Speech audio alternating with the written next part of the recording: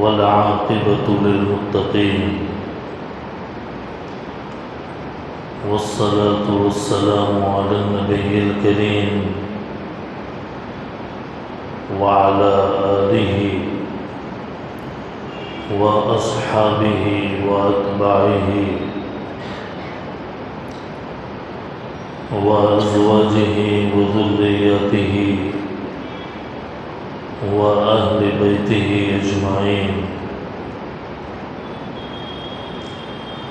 ومن تبعهم بإحسان إلى يوم الدين. أما بعد، فقد قال الله تبارك وتعالى في القرآن المجيد: أعوذ بالله من الشيطان الرجيم، بسم الله الرحمن الرحيم. قل لا أملك لنفسي نفعا ولا ضرا إلا ما شاء الله. صدق الله العلي العظيم. وقال النبي عليه الصلاة والسلام: لا عدوى ولا صفر ولا غول، أو كما قال عليه الصلاة والسلام. سبحان ربك رب العزة عما يصفون وسلام على المرسلين والحمد لله رب العالمين. اللهم صل على سيدنا محمد وعلى آل سيدنا محمد وبارك وسلم. اللهم صل على سيدنا محمد وعلى آل سيدنا محمد وبارك وسلم. اللهم صل على سيدنا محمد وعلى آل سيدنا محمد وبارك وسلم. حاضرین محترم، سامعین عالی مقام، عزت و احترام کے لائق عزیزان ملت اسلامیہ،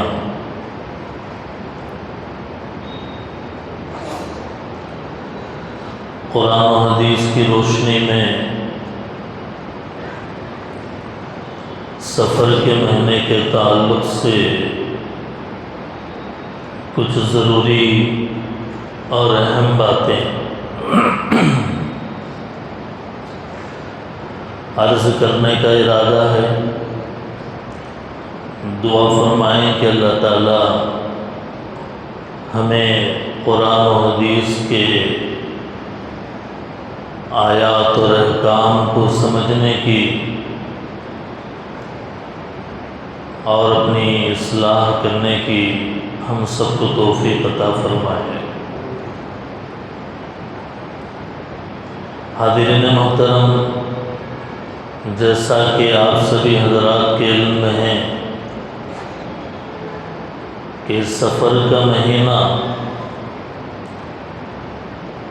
شروع ہونے کے لیے بس ایک آدھ دن اور باقی ہیں۔ محرم کے آخری ایام چل رہے ہیں۔ اس مناسبت سے یہ ضروری سمجھا گیا کہ آج کے جمعے میں عنوان یہ طے کیا جائے کہ کیا سفر کا مہینہ منحوس ہے؟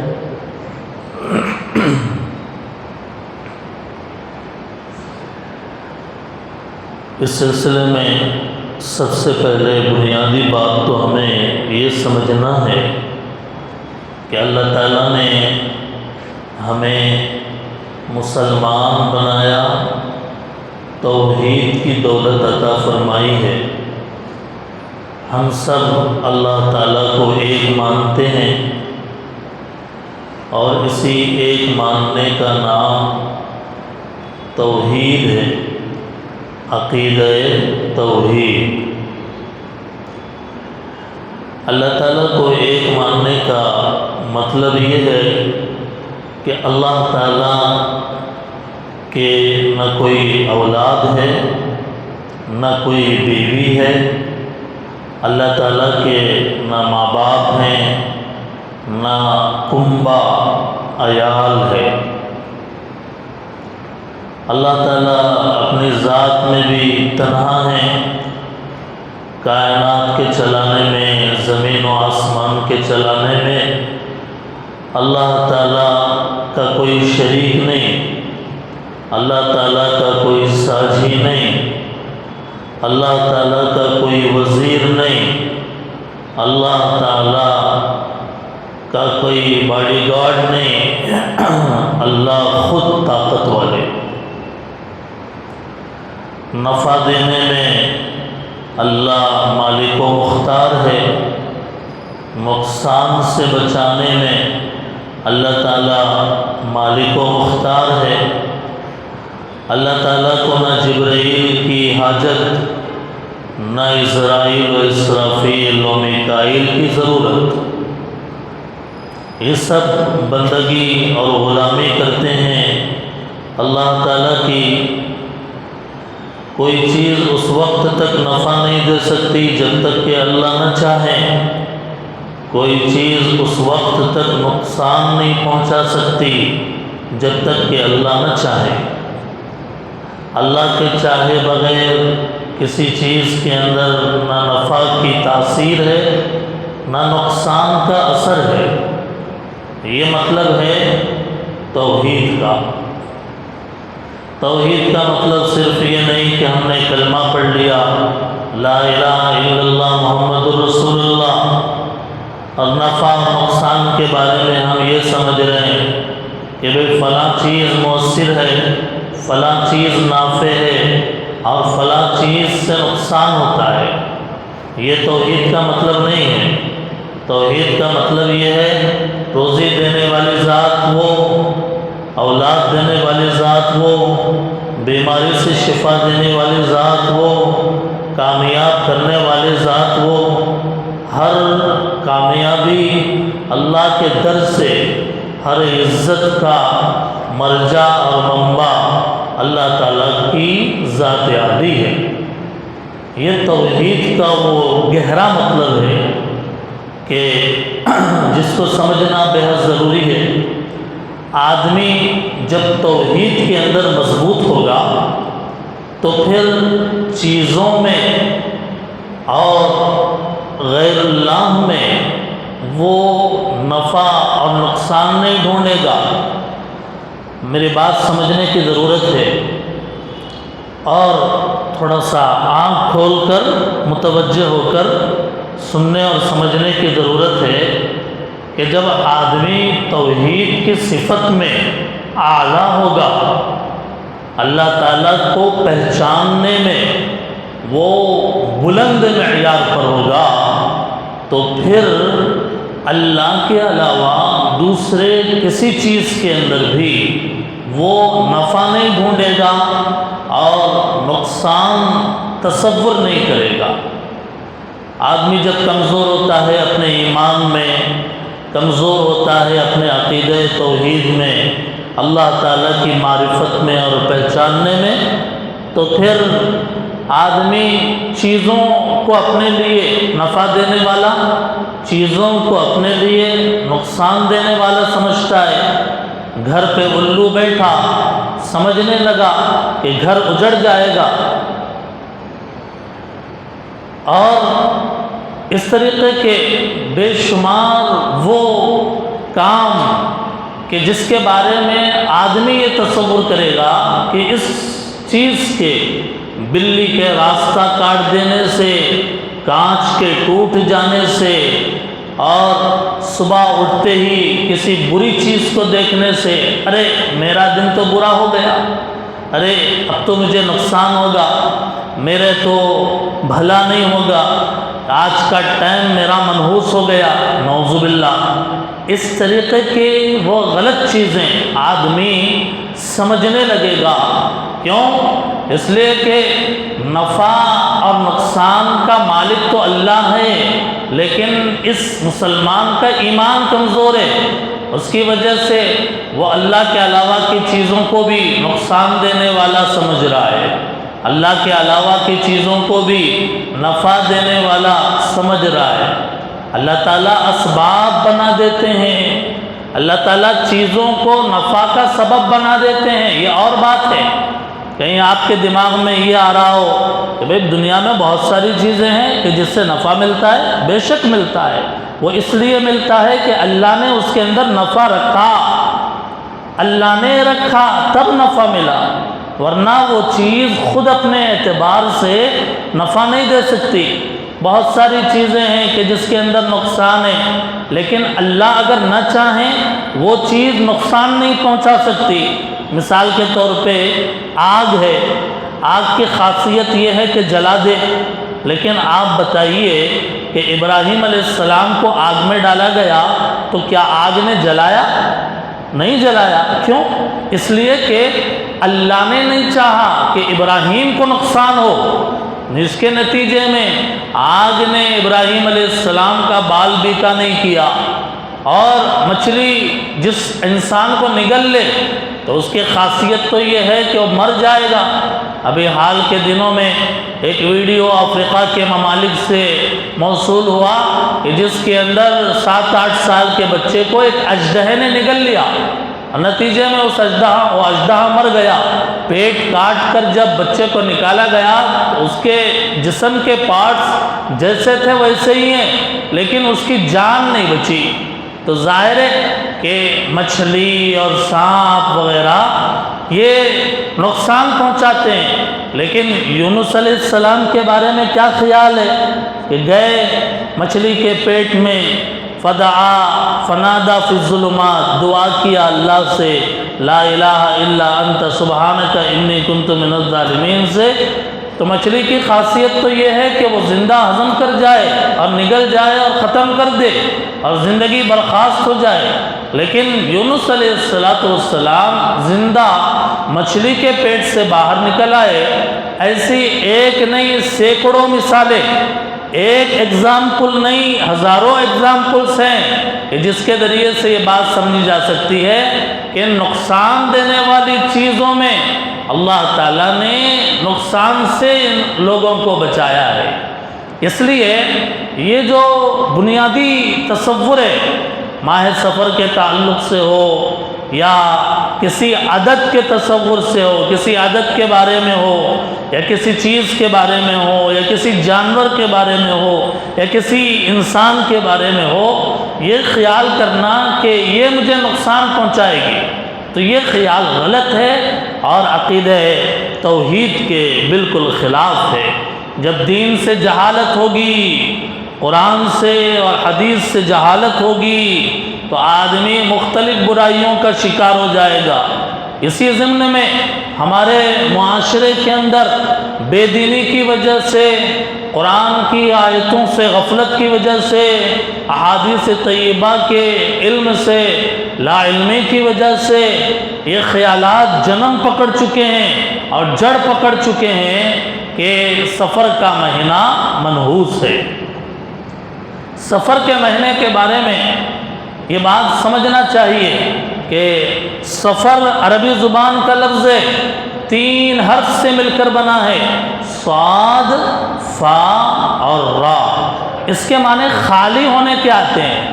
سفر کے معنی عربی زبان میں خالی ہونے کے آتے ہیں، کیونکہ عرب کے لوگ زمانے جاہلیت میں 4 مہینوں میں لڑائی نہیں کرتے تھے، رجب، ذی قعدہ، ذی الحج، محرم، یہ 4 مہینے احترام کرتے تھے، لڑائی نہیں کرتے تھے۔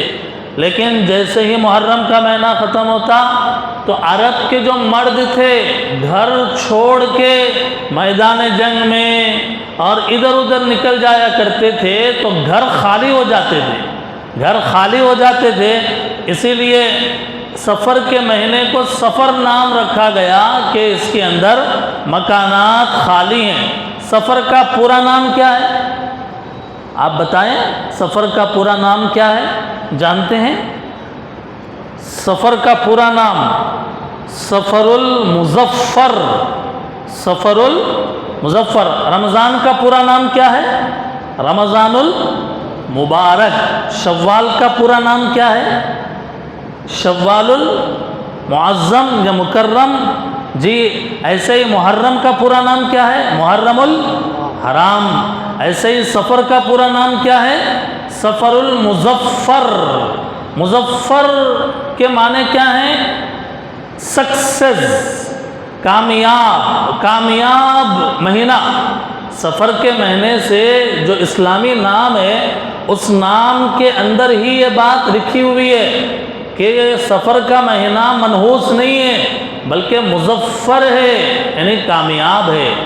ظفر اور مظفر کے معنی سکسیس انسان کے ہیں اور کامیاب انسان کے ہیں، تو اس مہینے کی صفت مظفر لگایا گیا۔ تو اس سے پتہ چلا کہ سفر کا مہینہ منحوس نہیں ہے بلکہ یہ خیر کا مہینہ ہے، کامیابی کا مہینہ ہے۔ آقا علیہ السلام کے اس دنیا کے اندر تشریف لانے سے پہلے زمانے جاہلیت میں لوگ کچھ چیزوں کو منحوس سمجھتے تھے، جس کے اندر سفر کا مہینہ بھی ہے۔ سفر کے مہینے کے بارے میں زمانے جاہلیت میں تصور ہوتا تھا کہ سفر کے مہینے میں کوئی خوشی کا کام نہیں کرنا چاہیے، اس میں نحوست ہے، اس کے اندر کوئی خیر کا کام نہیں کرنا چاہیے۔ لیکن اسلام آیا تو اسلام کے آنے کے بعد اسلام نے صاف کر دیا کہ سفر کے مہینے میں کوئی نحوست نہیں ہے۔ آقا علیہ السلام نے اپنے حکمت اور بلاغت سے بھرے ہوئے تعبیر میں لا عدوى ولا طیرۃ ولا سفرہ کہہ کر آقا علیہ السلام نے یہ بات صاف کر دی کہ جس سفر کے مہینے کو تم زمانے جاہلیت سے منحوس سمجھتے ہوئے آئے ہو وہ مہینہ وہ منحوس نہیں ہے۔ لا سفرہ یعنی سفر کے اندر کوئی نحوست نہیں ہے۔ اس لیے جو خیالات دماغوں میں تھے جاہلیت کے کہ سفر کے مہینے میں مصیبتیں نازل ہوتی ہیں، سفر کے مہینے میں تکلیفیں اترتی ہے، سفر کے مہینے میں پریشانیوں کا نزول ہوتا ہے، یہ سارے خیالات کو جڑ سے اکھاڑ کر پھینک دیا آقا کے اس ارشاد نے لا سفرہ۔ بعض لوگ سفر کے بارے میں کہتے ہیں کہ سفر ایک ایسی بیماری کا نام ہے کہ جس میں آدمی کو بھوک ہی لگتی رہتی ہے، کتنا بھی کھائے پیٹ نہیں بھرتا، جس کو جوع البقر کا نام دیا گیا۔ بعض لوگ کہتے ہیں کہ سفر یہ پیٹ کا ایک کیڑا ہے کہ جس سے انسان کا رنگ زرد اور پیلا پڑ جاتا ہے۔ تو اس کی وجہ سے اللہ کے نبی علیہ السلام نے ان سارے چیزوں کی تردید فرمائی۔ اہل عرب میں اور زمانے جاہلیت میں ایک خیال یہ بھی پایا جاتا تھا کہ جنگلات کے اندر شیاطین رنگ بدل کر لوگوں کو اور قافلوں کو راستہ بھٹکا دیتے ہیں، جس کو عربی زبان میں غول کہا جاتا ہے۔ اللہ کے نبی نے فرمایا ایسی کوئی چیز نہیں ہے، لا غولا، لا غولا کہہ کر اللہ کے نبی نے اس کی بھی تردید فرمائی ہے۔ لوگ سفر کے مہینے کو منحوس سمجھتے ہیں اور چیزوں کو منحوس سمجھتے ہیں، بد شکل انسان کو منحوس سمجھتے ہیں۔ ایک لطیفہ سبق آموز اس سلسلے میں مورخین نے لکھا ہے کہ ایک بادشاہ تھا، ایک آدمی بڑا بد شکل تھا۔ اس بادشاہ نے اس بری شکل والے انسان سے کہا کہ اگر تیرے چہرے میں نحوست ہے، تیرے چہرے میں نحوست ہے، صبح کسی دن مجھے تم نظر نہ آنا، صبح کسی دن تم مجھے نظر نہ آنا، ورنہ میرا پورا دن منحوس ہو جائے گا۔ حالانکہ چہرے اللہ کے بنائے ہوئے ہیں، اس کے اندر کوئی نحوست نہیں ہوتی ہے، لیکن وہ تھا بادشاہ، اس نے اس بد شکل اور برے شکل والے انسان سے کہا کہ تو بد شکل ہے، میرے سامنے نہ آنا۔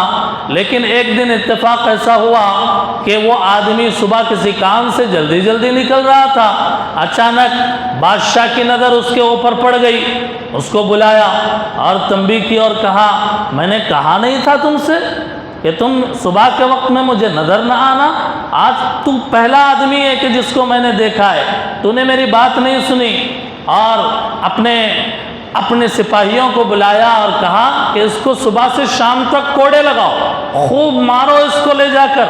اس آدمی کو پکڑ کر لے جایا گیا، خوب پٹائی کی گئی اور مارا گیا۔ دوسرا دن ہوا، بادشاہ کے سامنے پیش کیا گیا، تو اس نے کہا کہ اب تو تم نظر آئے، کل آئندہ پھر کبھی نظر آئے تو تمہاری زندگی کی خیر نہیں۔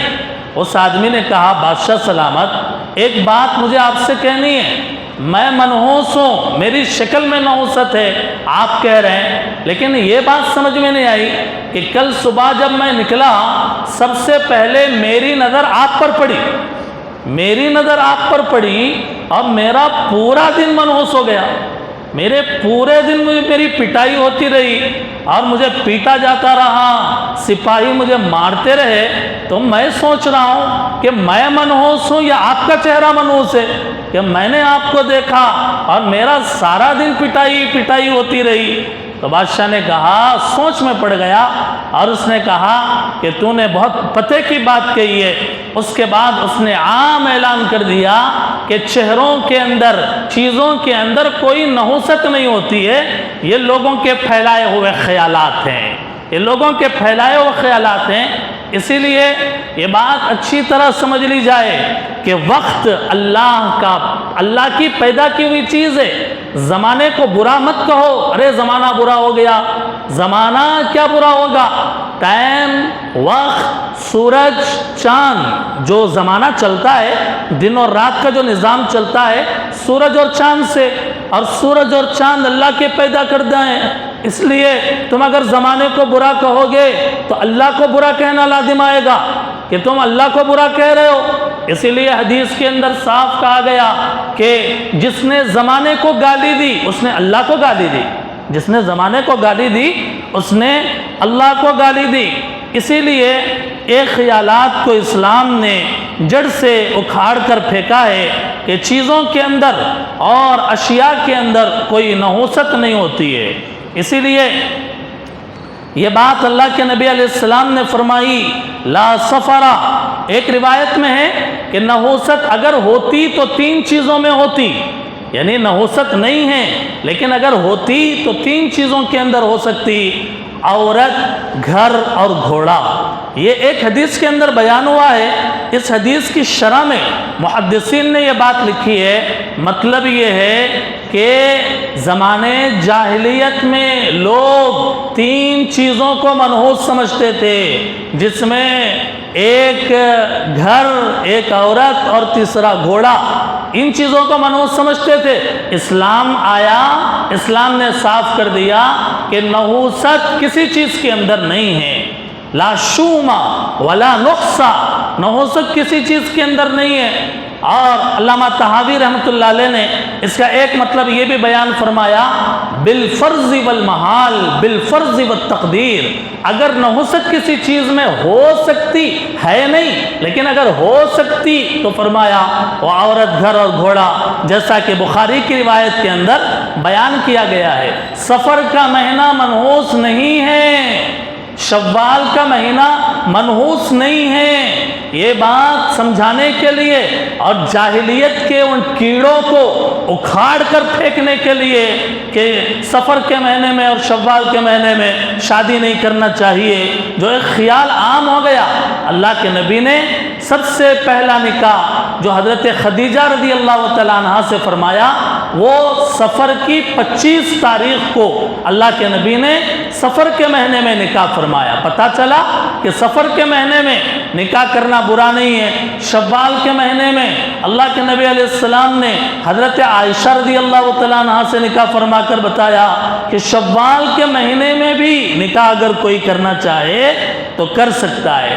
سفر کے مہینے کے تعلق سے یہ جو خیالات عام کر دیے گئے اور یہ پھیلائے گئے کہ 13 تیزی کے نام سے سفر کے شروع کے جو 13 دن ہیں اس میں مصیبتیں، بلائیں اور وبائیں اور پریشانیاں وغیرہ وغیرہ نحوستیں اترتی ہے، اسلام نے جس کو صاف کیا اور کہا کہ ایسی کوئی بات نہیں ہے، اور یہ در حقیقت اس لیے پھیل گئے لوگوں کے درمیان میں کہ اللہ کے نبی علیہ الصلوۃ والسلام اپنے انتقال سے، آپ کے وصال سے پہلے 13 دن بیمار تھے۔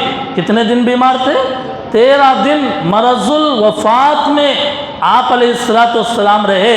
لیکن آپ پوچھئے سیرت نگاروں سے، آپ پوچھئے حضور کی زندگی لکھنے والوں سے کہ حضور کا انتقال اور وصال ربیع الاول کے پہلے یا تو 8 ربیع الاول کو یا 12 ربیع الاول کو، جیسا کہ آپ کے لیے میں ریفرنس کے لیے عرض کرتا ہوں، اصح السیر میں، سیرت ابن ہشام میں، اور علامہ سیوطی رحمۃ اللہ علیہ کتاب میں سیرت المصطفیٰ وغیرہ جو ہسٹری حضور کی لکھی گئی، اتنی موٹی موٹی کتابیں ہیں، آپ اٹھا کر دیکھیے کہ حضور کا انتقال کب ہوا، وصال کب ہوا، تو کہا کہ ربیع الاول کے مہینے میں یا تو 8 ربیع الاول یا 12 ربیع الاول علی اختلاف الروایات، یہ بات بیان ہوئی ہے۔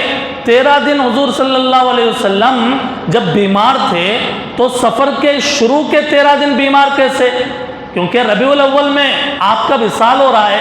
پتہ یہ چلا کہ سفر کے آخری کچھ دن اور ربیع الاول کے شروع کے دن، یہ دنوں میں آپ علیہ السلام مرض الوفات میں مبتلا ہوئے۔ مرض الوفات میں آپ پر طاری ہوا، بیماری آپ پر طاری ہوئی۔ مرض الوفات کا مطلب یعنی وہ بیماری یا وہ مرض کہ جس کے اندر آدمی کا انتقال ہو جائے، آدمی کا وصال ہو جائے، اس کو مرض الوفات کہتے ہیں۔ تو حضور علامہ ابن حجر رحمۃ اللہ علیہ کی تحقیق کے مطابق سفر کے کچھ آخری ایام اور اسی طریقے سے ربیع الاول کے ابتدائی دنوں میں آپ علیہ الصلوۃ والسلام بیمار تھے، تو سفر کے شروع کے 13 دن کا تو کوئی سوال ہی نہیں ہے، اور سوال ہی نہیں ہے۔ اور سیرت ابن ہشام کے اعتبار سے ٹوٹل ربیع الاول کے مہینے کے شروع کے دنوں میں آپ علیہ السلام مرض الوفات کے اندر تھے۔ اس سے پتہ چلا کہ سفر کے سٹارٹنگ کے جو 13 دن ہیں اس کے بارے میں یہ شو کرنا کہ اس میں حضور علیہ الصلوۃ والسلام بیمار تھے، یہ کہنا صحیح نہیں ہے۔ مورخین اس بات کی نفی کرتے ہیں۔ اس لیے یہ بات اچھی طریقے سے سمجھ لینا چاہیے کہ سفر کے مہینے میں کوئی نحوست نہیں ہے، اور یہ اسلام کے بنیادی عقیدے کے خلاف ہے۔ اور ویسے بھی بیماری احادیث کے اندر اگر آپ دیکھیں، بخاری میں، ترمذی میں، احادیث کے اندر دیکھیں، بیماری اللہ کی رحمت ہے۔ بیماری اللہ تعالیٰ کی رحمت ہے، اللہ تعالیٰ کا انعام ہے، اس کو نعمت کے طور پہ شمار کیا گیا ہے۔ بیماری کو نحوست نہیں کہا گیا شریعت میں، حدیث میں بیماری کو نحوست نہیں کہا گیا۔ چنانچہ حضور صلی اللہ علیہ وسلم نے ایک موقع پر فرمایا، ایک صاحب بیمار تھے، ایک صحابیہ نے آ کر بخار کو برا بھلا کہا۔ حضور صلی اللہ علیہ وسلم نے فرمایا، بخار کو برا مت کہو، یہ انسانوں کے گناہ کو اس طرح ختم کر دیتی ہے جیسے بھٹی لوہے کے میل کو صاف کر دیتی ہے۔ بیماری خدا کی طرف سے ہے، بیماری اللہ کی طرف سے آتی ہے، جس کے ساتھ اللہ بھلائی کا معاملہ کرتے ہیں، اس کے گناہ مٹانا چاہتے ہیں، اللہ تعالیٰ اس کے اوپر ایک طرح کی ٹیمپروری عارضی طور پہ اس کو بیماری عطا کرتے ہیں۔ اللہ کی رحمت ہے، اللہ کی برکت ہے، جس سے گناہ دھل جاتے ہیں اور نیکیوں کے درجات بلند ہو جاتے ہیں۔ اس لیے یہ اپنے عقیدہ ایمان کو مضبوط کرنے کی ضرورت ہے، اور اس خیال کو نکال دینے کی ضرورت ہے کہ سفر کے مہینے کے اندر کوئی نحوست ہے، یا چیزوں کے اندر کوئی نحوست ہے، یا شکلوں کے اندر کوئی نحوست ہے، بلکہ نحوست انسان کے اعمال میں ہے، انسان کے برے کاموں میں ہے، انسان کے خراب عادتوں میں ہے۔ نحوست جھوٹ میں ہے، نحوست زنا میں ہے، نحوست بدکاری میں ہے، نحوست چوری میں ہے، نحوست دھوکہ دہی میں ہے۔ نحوست کا تعلق انسان کے اعمال سے ہے، چیزوں سے، وقت سے نہیں ہے۔ انسان نے اس کو بلا دیا اور یہ خیال کرنے لگا کہ فلاں چیز کے اندر نحوست ہے، صحابہ اکرام کے زمانے میں دریائے نیل جب بند ہوا تو عمر فاروق رضی اللہ تعالیٰ عنہ نے خط لکھا اور دریائے نیل کو مخاطب کیا۔ وہ دریا سال میں ایک مرتبہ سوکھ جاتا تھا، جب سوکھ جاتا تھا تو اس کے اندر ایک لڑکی کو، کنواری لڑکی کو ڈالا جاتا تو پھر دریا بہنے لگتا۔ حالانکہ جب مصر فتح ہوا اور لوگوں نے مصر کے گورنر حضرت عمرو بن العاص سے اس بات کی شکایت کی، عمرو بن العاص نے خط لکھ کر خلیفہ عمر فاروق رضی اللہ تعالیٰ عنہ کو رپورٹ دی اور کہا کہ یہاں زمانے سے یہ سسٹم چل رہا ہے کہ سال میں ایک مرتبہ دریا کا پانی سوکھ جاتا ہے اور جب ایک کنواری لڑکی کو اس میں ڈالا جاتا ہے اور وہ مر جاتی ہے تو پھر وہ دریا بہہ پڑتا ہے۔ عمر فاروق رضی اللہ تعالیٰ عنہ نے ایک خط لکھا عمرو بن العاص کے نام اور ایک خط لکھا دریائے نیل کے نام اور لکھ کر کہا کہ اس خط کو دریا کے اندر ڈالو۔ پھر دیکھو چنانچہ اس خط کے اندر یہ بات لکھی ہوئی تھی، اے دریا تو اللہ کی مخلوق ہے، اگر تو اپنے مرضی سے بہتی ہے تو جا، ہمیں تمہاری کوئی ضرورت نہیں، اور اگر تو اللہ کے حکم سے بہتی ہے تو خلیفہ عمر فاروق تجھے حکم دیتا ہے کہ اللہ کی اجازت سے تو پانی بہانا شروع کر دے۔ وہ خط ڈالنا تھا، دوسرے دن سے پانی اتنی تیزی کے ساتھ آنے لگا جتنی تیزی کے ساتھ پہلے نہیں آتا تھا۔ چیزوں کی مرعوبیت اسلام نے نکالی ہے، چیزوں کا ڈر اسلام نے ختم کیا ہے اور اسلام نے چیزوں کا خوف نکالا ہے۔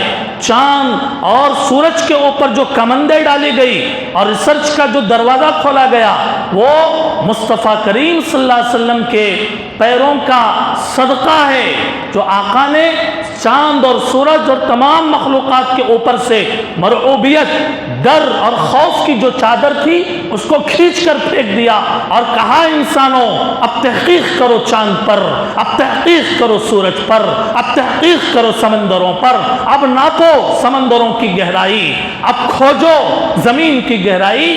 یہ مرعوبیت کی چادر اللہ کے نبی علیہ السلام نے نکال کر باہر پھینک دیا اور انسانوں کو سمجھایا کہ تم سورج کو سجدہ مت کرو، تم چاند کو سجدہ مت کرو، تم درخت کو سجدہ مت کرو، تم سمندروں کو سجدہ مت کرو، تم سوریا کو نمسکار کر کے پوجا مت کرو، بلکہ تم اس ذات کی عبادت کرو کہ جس ذات نے تمہیں اور اس چاند اور سورج اور یہ پوری کائنات، کل کائنات کو بنا کر پیدا کیا ہے، اس ذات کی تم بندگی کرو اور عبادت کرو۔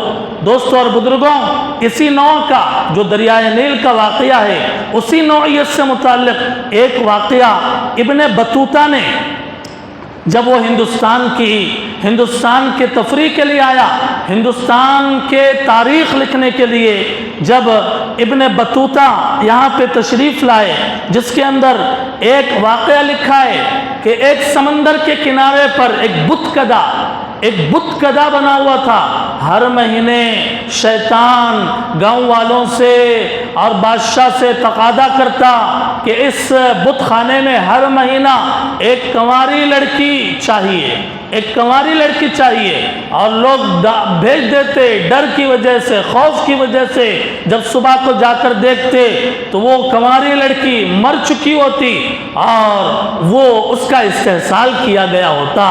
چنانچہ ایک لمبے زمانے تک چلتا رہا۔ اسی زمانے میں ایک تاجر ابو البرکات نام کے، کہ جن کی داڑھی بھی ابھی نہیں نکلی تھی اور وہ تاجر تھے اور وہ حافظ قرآن تھے، ایک بوڑھیا کے مکان پر رہ رہے تھے اور وہ بوڑھیا کو دیکھا کہ رو رہی ہے، عورتیں اس کے آزو بازو کھڑی ہوئی اس کو تسلی دے رہی ہیں۔ ابو البرکات حافظ قرآن نے پوچھا کہ تمہیں کیا پریشانی ہے، آپ کیوں رو رہی ہیں؟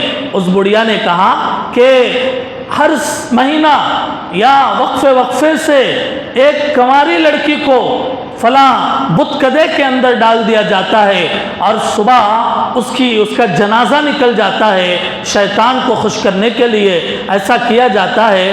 اور اب کی بار میری لڑکی کا قرآن نکلا ہے، اب میری لڑکی کو لے جایا جائے گا اور اس بت کدے کے اندر چھوڑ دیا جائے گا، اس لیے میں رو رہی ہوں۔ ابو البرکات نے جب سنا، حالانکہ ان کی داڑھی ابھی نکلی ہوئی نہیں تھی، حافظ قرآن تھے، دیکھنے میں مشابہ تھے لڑکی کے، چنانچہ انہوں نے کہا آپ تسلی رکھیے، آپ وہ اپنے بچی کو بھیجنے کی ضرورت نہیں ہے، میں جاؤں گا اس بت کدے کے اندر۔ یہ کہا اور اس بت کدے کے اندر جا کر رات میں بیٹھ گئے اور قرآن کی تلاوت کرتے رہے، قرآن پڑھتے رہے، حافظ قرآن تھے، قرآن پڑھتے رہے اور تلاوت کرتے رہے۔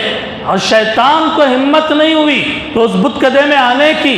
صبح ہوئی اور لوگ آئے اور دیکھا کہ صحیح سالم ہے اور قرآن پڑھ رہے ہیں۔ انہوں نے کہا کہ کیا ماجرا ہے؟ ہر مہینہ اور وقفے سے ہم نے آج تک کتنے جنازے اٹھا لیے ہیں، آج آپ زندہ کیسے بچ گئے؟ وقت کے بادشاہ کے پاس ان کو پیش کیا گیا۔